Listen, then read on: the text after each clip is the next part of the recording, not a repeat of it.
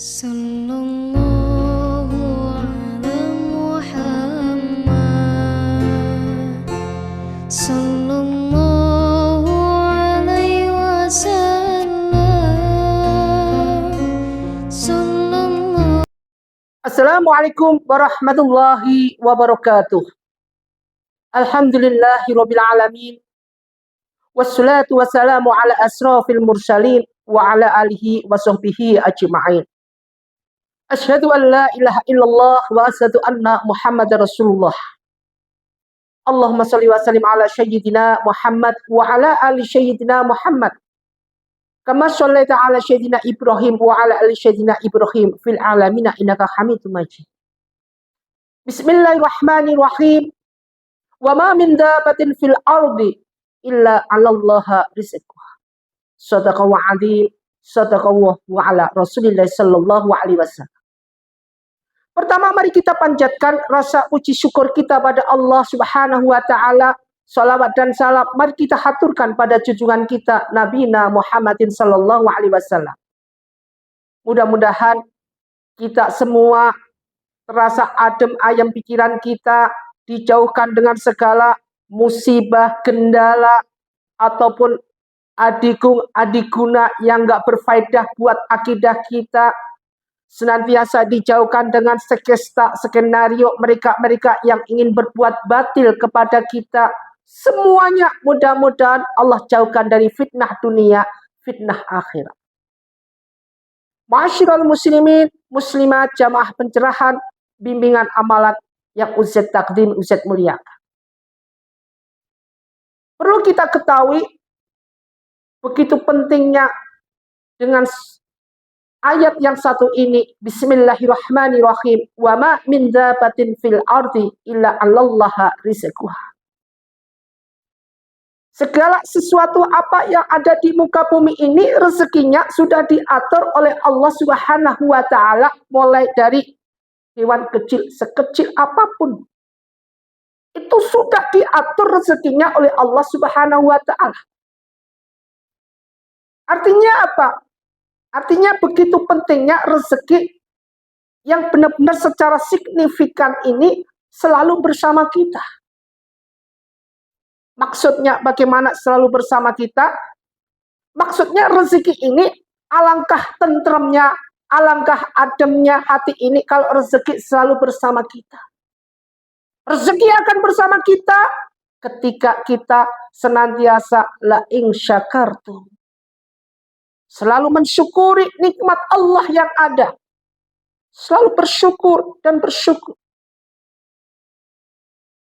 Rezeki secara khusus, yang bermakna secara khusus, adalah rezeki yang bermanfaat buat menegakkan iman pertama. Tegakkannya iman, bagaimana iman kita kepada Allah Subhanahu wa taala. Jadi sinonimnya adalah pertama rezeki secara khusus bermakna pertama iman. Orang kayanya kayak apa, orang milionernya kayak apa, kalau nggak punya iman sama dengan kapal di atas laut, nggak punya nakoda, navigasinya kagak ada, jangkarnya nggak ada, seindah semewah apapun, andai kata kapal ini nggak punya nakoda, nggak punya jangkar, susah untuk dikendalikan. Nah, mereka ini apabila hatinya tidak tertanamkan iman, kalau orang kita, orang Islam, al-imanu atu'minu billahi wal malaikatihi wa kutubihi wa rasulihi wal yaumil akhiri wa qadri khairi wa syarri. Iman-iman seperti ini merupakan suatu modal khusus yang harus disiapkan dengan rezeki secara khusus yang langsung Allah berikan kepada kita. Makanya Allah masih memberikan suatu hal yang bagus buat hambanya ketika hambanya itu mempunyai rezeki khusus yang berarti adanya iman dalam hatinya. Jangan sampai ayat Al-Baqarah khatamallahu ala qulubihim dikunci hati kita. Tidak ada iman dalam hati kita. Ini penting buat kita maknai, buat kita rasakan. Jadi dengan adanya seperti ini, kita tidak berasumsi bahwa Allah itu harus memberikan rezeki kepada kita berupa uang. Bukan. Kalau kita mengharapkan rezeki itu berupa uang, artinya kita tidak akan pernah bisa mensyukuri nikmat Allah. Uang berapapun tetap kurang. Ketika manusia diberikan uang berlebihan, pasti akan lupa sama Allah.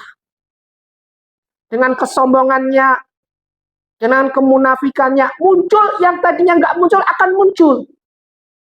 Kenapa? Karena dengan banyaknya harta ini, tanpa sadar akan menjebak kita. Bisa menjadi lebih rendah, harga diri manusia itu bisa menjadi lebih rendah di mata Allah Subhanahu wa Ta'ala kalau tidak bisa memanfaatkan yang sebaiknya amanah Allah. Ingat kasusnya Qarun, tidak bisa kita memungkiri. Kasusnya Qarun sudah cukup memukul semua umat-umat Nabi sebelum baginda Rasulullah. Ini baru babakan iman. Makanya begitu pentingnya iman ini tertanamkan setiap anak kita, setiap santri yang ada, setiap manusia-manusia yang punya kehidupan.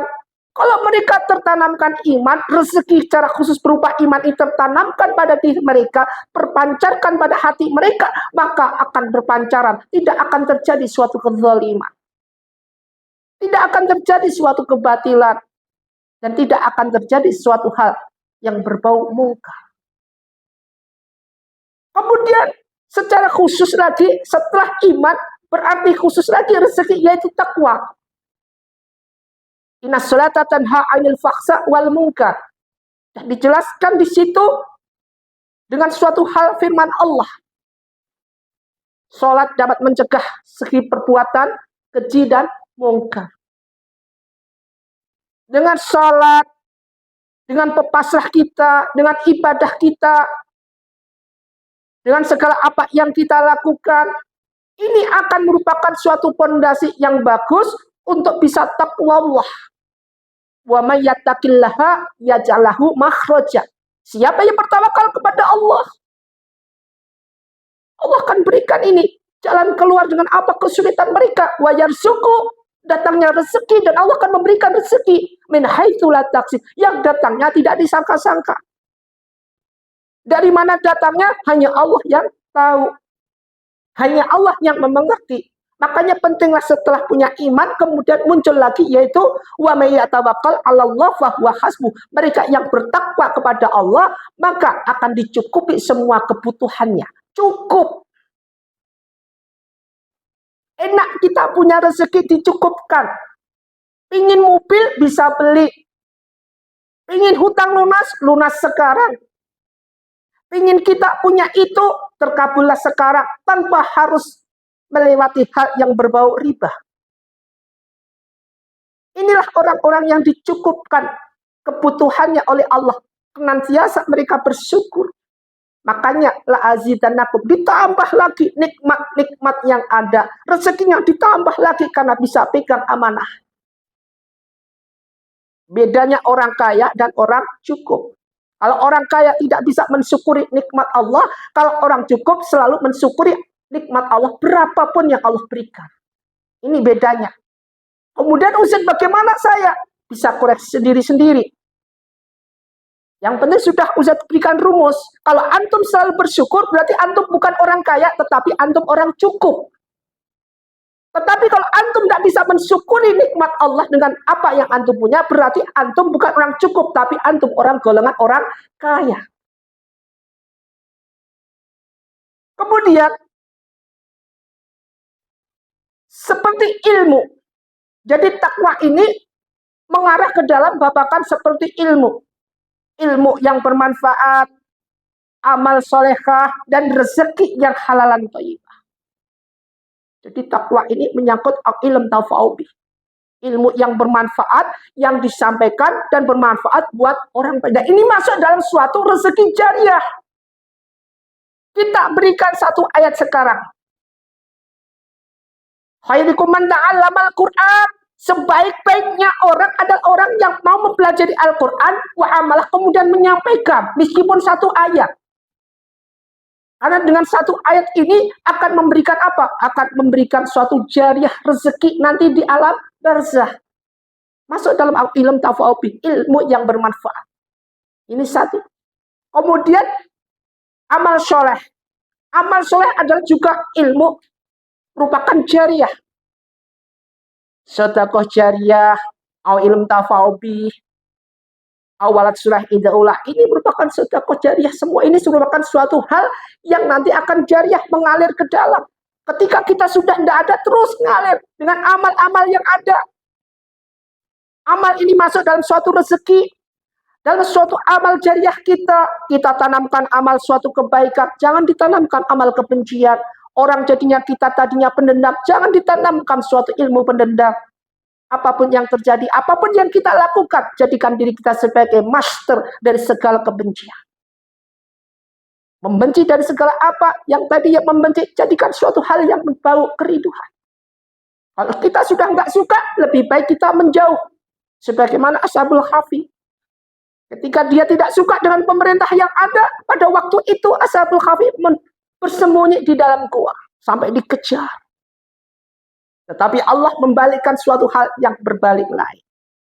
Inilah merupakan suatu ilmu-ilmu yang bermanfaat.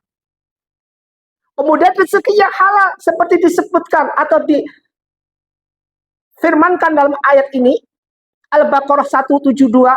Bismillahirrahmanirrahim. Ya ayyuhalladzina amanu. Wahai orang-orang yang beriman. Allah selalu memulai dengan apapun dengan sebutan yang bagus. Sapaan yang bagus. Makanya sesama muslim, sapalah dengan segala sesuatu. Sapaan yang bagus. Allah aja menyapa hambanya. Gak ada menyapa. Hei kamu si kaya. Hei kamu si miskin. Hei kamu si fulan yang begini. Gak ada. Allah selalu menyapa, yaitu ya ayyuhalladzina amanu.